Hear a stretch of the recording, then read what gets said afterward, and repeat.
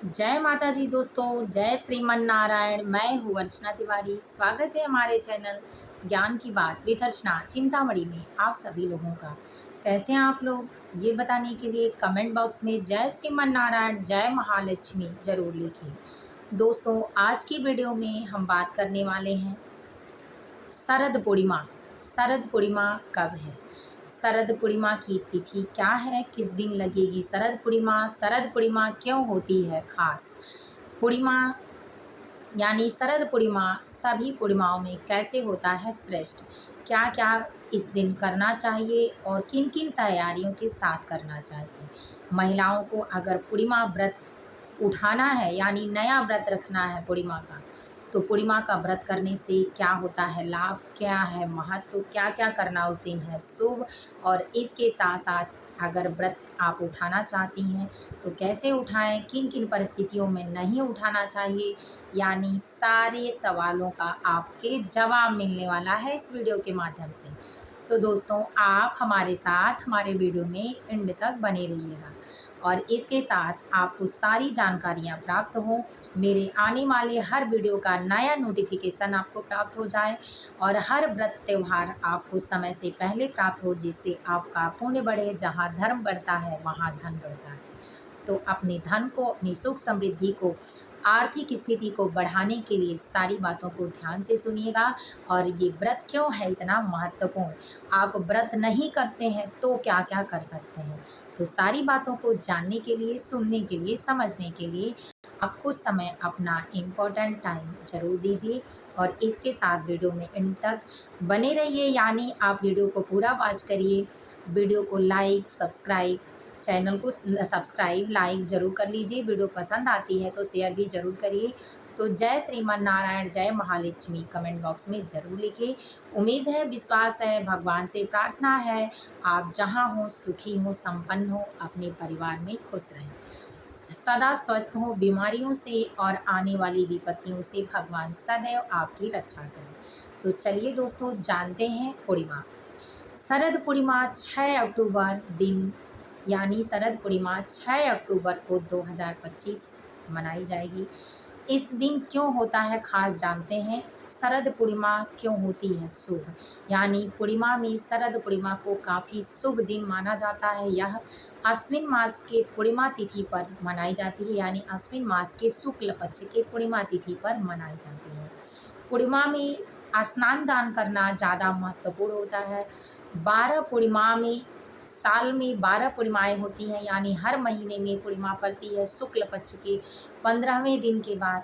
लेकिन शरद पूर्णिमा सारी पूर्णिमाओं में उत्तम पूर्णिमा है। इस दिन भगवान विष्णु और माता लक्ष्मी की पूजा करने का विधान है। तो दोस्तों, शरद पूर्णिमा 6 अक्टूबर को मनाया जाएगा 2025 में। इस दिन क्या है खास और कब रखा जाएगा खीर, क्या क्या है नियम, चलिए जानते हैं।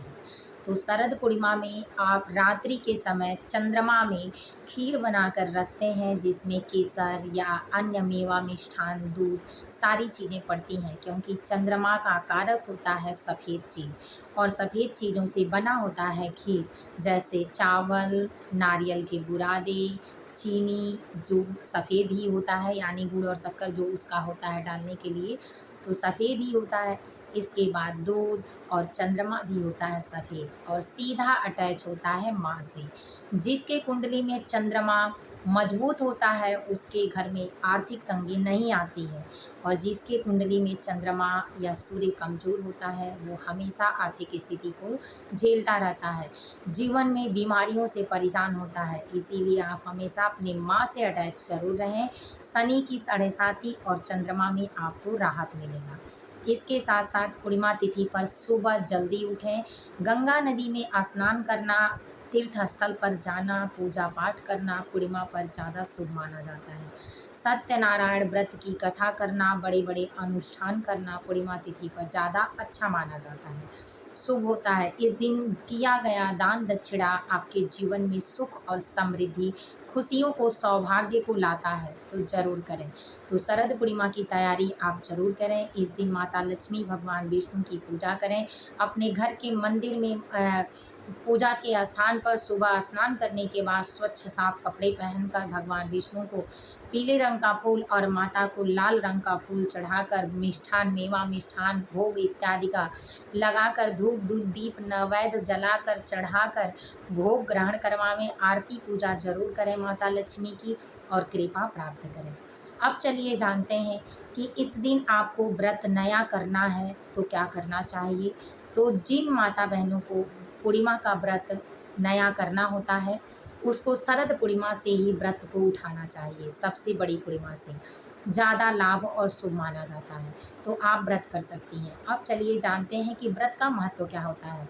तो जिसके जीवन में आर्थिक तंगी ज़्यादा हो रही है, जिसके घर में कलह क्लेश बढ़ रहे हैं, जिसके घर में पितृ दोष है और जिसके घर में बेटे का जन्म नहीं हो रहा है, सिर्फ लगातार पुत्रियां ही हो रही हैं, उसके घर में पूर्णिमा का व्रत अगर कोई करता है या कोई बहू करती है तो उसके पति पर आने वाला संकट दूर हो जाता है, उसके आंचल यानी उसकी गोद भर जाती है, पुत्र रत्न की प्राप्ति होती है, उसके पितृ उसके द्वारा किए गए सत्कर्म से संतुष्ट होते हैं। जो अर्घ या इत्यादि चीज़ें हवन पूजा करती हैं महिलाएं, उससे उनके पितरों को रास्ते के मार्ग में उजाला होता है। दीपक जलाने से, हवन करने से उनके संसार में खुशियाँ बढ़ती हैं, मोक्ष की प्राप्ति होती है। पुण्य कर्म आपके करने से आपके पितरों को वहाँ दंड नहीं मिलता है तो वो खुश होते हैं और आपको आशीर्वाद देते हैं। जिस घर में पितृ दोष होता है वहाँ पुत्र रत्न नहीं होता है तो भगवान भी नहीं आते हैं। लेकिन अगर आपके पुत्र को दीर्घायु होने के लिए, लंबी उम्र के लिए और आपके घर में आपकी गोद भरने के लिए आपके पितृ आशीर्वाद देते हैं तो जरूर होता है, उसे भगवान भी अपना आशीर्वाद देते हैं। तो पूर्णिमा का व्रत करने वाली महिला के जीवन में सौभाग्य, पुत्र पौत्र आदि सुख सौभाग्य समृद्धि की वृद्धि होती है और भगवान के साथ साथ पितरों की कृपा मिलती है। सभी लोग संतुष्ट होते हैं, घर परिवार में खुशियाँ आती हैं, तो जरूर करना चाहिए। बस आपको मासिक धर्म हो, आज 7 दिन न हुआ हो तो न रहें, सूतक और पातक आपके घर में हो तो व्रत को न रहें, लेकिन इसके बाद आप व्रत को कर सकती हैं। याद रखें कि पूर्णिमा के दिन दान दक्षिणा जरूर करें, कलह क्लेश घर में न करें, लड़ाई झगड़े न करें, काले रंग के वस्त्र न पहनें और व्रत में माता लक्ष्मी भगवान विष्णु का अनुसरण करते हुए भजन कीर्तन करते हुए दिन बिताएं। तो उम्मीद है कि वीडियो आपको पसंद आया हो। लाइक कर लें, चैनल को सब्सक्राइब कर लें। फिर मिलूंगी एक नए वीडियो में नए ज्ञान के साथ। तब तक वीडियो यहीं करती हूँ। जय महालक्ष्मी, जय श्रीमन नारायण जरूर लिखें।